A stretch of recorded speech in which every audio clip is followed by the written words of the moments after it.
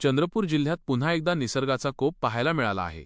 आज पहाटे 3 वाजताच्या सुमारास ग्रामीण भागाला वादळी वाऱ्यासह अवकाळी पावसाने अक्षरशः झोडपून काढले आहे। पोंभुर्णा तालुक्यात या पावसाचा जोर सर्वाधिक होता, ज्यामुळे उभ्या पिकांचे मोठ्या प्रमाणावर नुकसान झाले आहे। पोंभुर्णा तालुक्यातील शेतकऱ्यांनी मोठ्या आशेने मिरची, मका, गहू आणि भाजीपाल्याची लागवड केली होती।